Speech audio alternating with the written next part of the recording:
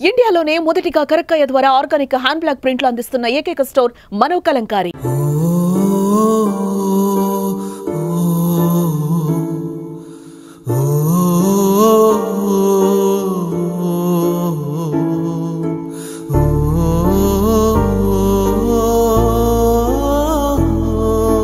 నారా రామ్మూర్తి నాయుడికి నారావారిపల్లిలో ఇవాళ మధ్యాహ్నం సరిగ్గా 3 గంటలకి అంత్యక్రియలు జరగబోతున్నాయి. ఆయన తల్లిదండ్రులు అమ్మన్నమ్మ ఖర్జూరు నాయుడు సమాధులకి ఉత్తరంగా ఉన్నటువంటి మామిడి తోపులో ఆయన అంత్యక్రియలు నిర్వహించడానికి ఇప్పుడే ఏర్పాట్లు చేశారు. మనం చూస్తున్నాం, అదే ఎంట్రన్స్లో మనం ఉన్నాం. ఆయనకి సంబంధించినటువంటి ఒక బ్యానర్ చూడొచ్చు. జోహార్ నారా రామ్మూర్తి నాయుడు అనేటువంటి ఒక బ్యానర్ అనేది మనకి కనిపిస్తుంది. అయితే ఈయన మాజీ చంద్రగిరి శాసనసభ్యులు కాబట్టి సో ఆ రకమైనటువంటి సర్కిల్ కావచ్చు, లేదంటే ఆయనతో ఉన్నటువంటి సన్నిహితులు, చిన్నప్పటి నుంచి ఆయనతో పాటు మెలిగినటువంటి వారందరూ కూడా ఇప్పుడు ఇక్కడికి వస్తున్నటువంటి పరిస్థితి అయితే మనం చూస్తూ ఉన్నాము. లోపల నారా రామ్మూర్తి నాయుడు అంత్యక్రియలకు సంబంధించి ఇప్పటికే ఏర్పాట్లు ముమ్మరంగా జరుగుతున్నాయి. నిన్న మధ్యాహ్నం విషయం తెలిసినప్పటి నుంచే కూడా ఇక్కడ కంప్లీట్గా భద్రతా ఏర్పాట్లందరూ కూడా సెక్యూరిటీ తన చేతుల్లోకి తీసుకుందని చెప్పుకోవచ్చు. ఎందుకంటే ముఖ్యమంత్రి చంద్రబాబుతో పాటు అనేక మంది విఐపీస్ కూడా ఇక్కడికి వస్తుండడంతో ఆ రకమైనటువంటి భద్రతా ఏర్పాట్లకు సంబంధించి కూడా ఇక్కడ నిన్నటి కూడా జరుగుతుందని చెప్పుకోవచ్చు. అంటే ఆయన తల్లిదండ్రులు అమ్మన్నమ్మ ఖర్జూరు నాయుడు సమాధులకి ఉత్తరంగా ఉన్నటువంటి ఈ ప్రాంతంలోనే అంత్యక్రియలు నిర్వహించడానికి ఇప్పటికే అన్ని ఏర్పాట్లు కూడా చేసి ఉన్నారు. మనం చూస్తున్నటువంటి ఈ 2 సమాధులే నారా చంద్రబాబు నాయుడు, నారా రామ్మూర్తి నాయుడు తల్లిదండ్రుల సమాధులు. అయితే ఆ తల్లిదండ్రులు సమాధులకి ఉత్తరంగా ఉన్నటువంటి ఈ ప్రాంతంలోనే అంత్యక్రియలు నిర్వహించడానికి ఇప్పటికే ఆ స్థలం అంతా కూడా క్లీన్ చేసినటువంటి సిచ్యువేషన్స్ అయితే మనం చూస్తున్నాం. ఇదే ప్రాంతంలోనే అంత్యక్రియలు నిర్వహించబోతున్నారు. సరిగ్గా ఇవాళ 3 గంటల ప్రాంతంలో అంత్యక్రియలు నిర్వహించడానికి ఏర్పాట్లన్నీ కూడా చేసి ఉన్నారు. అంటే నిన్న ఇది మొత్తం కూడా చెట్లతో నిండిపోయినటువంటి పరిస్థితి మనం చూసాం. అయితే ఇవాళ చూసాం మొత్తం కంప్లీట్గా క్లీన్ చేసినటువంటి దృశ్యాలు అయితే మనం చూస్తూ ఉన్నాం. అయితే నారా కుటుంబానికి సంబంధించి అటు నారావారిపల్లిలోనే కాకుండా ఉమ్మడి చిత్తూరు జిల్లా వ్యాప్తంగా కొంత ఆయనకి సన్నిహితులు కావచ్చు, స్నేహితులు, అభిమానులు మొత్తం క్యాడర్ అంతా కూడా ఇక్కడికి వస్తోంది. కాబట్టి సో ఎటువంటి ఇబ్బంది కలగకుండా ఇక్కడైతే ఏర్పాట్లు చేస్తారు. ఇప్పుడు నేను ఏ ప్రాంతంలో అయితే ఉన్నానో ఇదే ప్రాంతంలోనే ఆయనకి అంత్యక్రియలు నిర్వహించడానికి ఏర్పాట్లు అయితే చేసి ఉన్నారు.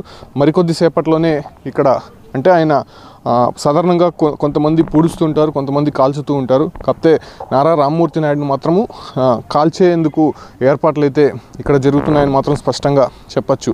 అయితే ఆ సమాధులు చూడొచ్చు. మనకి తల్లిదండ్రుల సమాధులకి ఉత్తరంగా ఉన్నటువంటి ఈ ప్రాంతంలోనే అంత్యక్రియలు నిర్వహించడానికి ఒకవేళ అంత్యక్రియలు చేసిన తర్వాత ఇక్కడ ఆయన సమాధిని ఒకటి ఏర్పాటు చేయాలని చెప్పి నిర్ణయం తీసుకున్నారు. సో ఆ రకమైనటువంటి ఏర్పాట్లన్నీ కూడా ఇక్కడ జరుగుతున్నాయి. అయితే సీఎం చంద్రబాబుతో పాటు మంత్రులు వస్తున్నారు.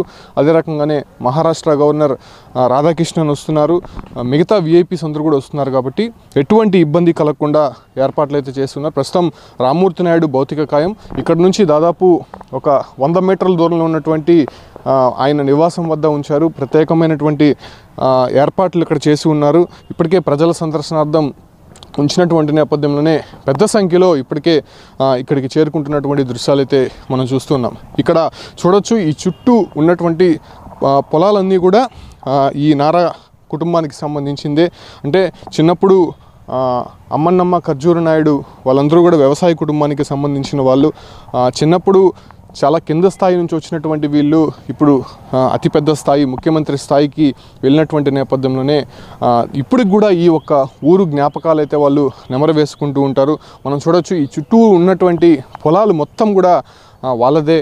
ముందు ఏదైతే రామ్మూర్తి నాయుడు తండ్రి ఖర్జూరు నాయుడు ఇక్కడ వ్యవసాయం చేసేవాడు. ఆయన వ్యవసాయం చేస్తుండగా రామ్మూర్తి నాయుడు ఆయనకి సహాయంగా ఉండేవారని కూడా తెలుస్తోంది. ఆ తర్వాత ఆయన నాటక రంగంలో కావచ్చు, లేదంటే విద్యాభ్యాసంలో కూడా చాలా చురుగ్గా ఉండేవాడు. ముఖ్యంగా విద్యార్థి యూనియన్ లీడర్గా కూడా ఆయన పనిచేశాడు. కాబట్టి అప్పటి నుంచి కూడా ఆయనకి రాజకీయాలు అందిపుచ్చుకున్నాయి. అంతకుముందే చంద్రబాబు నాయుడు కూడా కొంత క్రియాశీలక రాజకీయాల్లో కూడా వెళ్ళడము, అన్నకి చేదోడు వాదుడుగా రామ్మూర్తి నాయుడు అనేక సందర్భాల్లో నిలబడ్డము.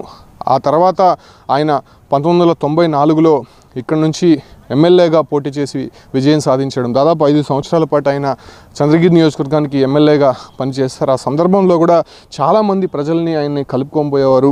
ముఖ్యంగా అన్న సీఎంగా ఉన్నప్పటికీ కూడా ఎక్కడ కూడా ప్రోటోకాల్ నిబంధన లేకుండా చాలా చలాకీగా ఆయన దగ్గరగా తీసుకొనిపోయే తత్వం ఈ ఒక రామ్మూర్తి నాయుడు అని చెప్తున్నారు.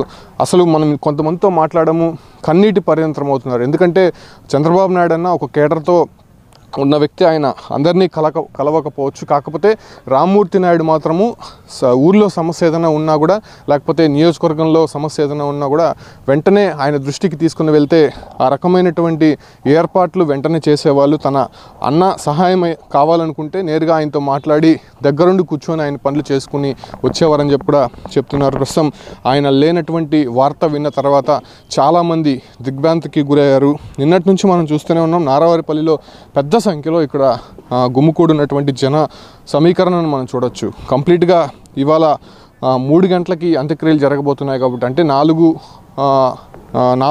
6 రావుకాలం ఉంది కాబట్టి ఆ రావుకాలానికి ముందే అన్ని ఏర్పాట్లు ఈ ఒక్క ప్రక్రియ పూర్తి చేయాలని చెప్పి కూడా నిర్ణయం తీసుకున్నటువంటి నేపథ్యంలోనే ఆ రకమైనటువంటి ఏర్పాట్లు అయితే మాత్రం అన్నీ కంప్లీట్ అయ్యాయి.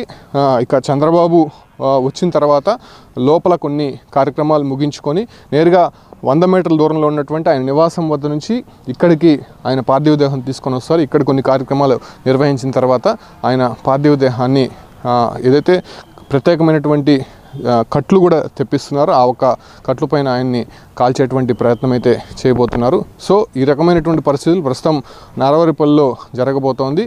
దాదాపు 3 గంటల ప్రాంతంలో అంత్యక్రియల ప్రక్రియ ప్రారంభం కాబోతోంది.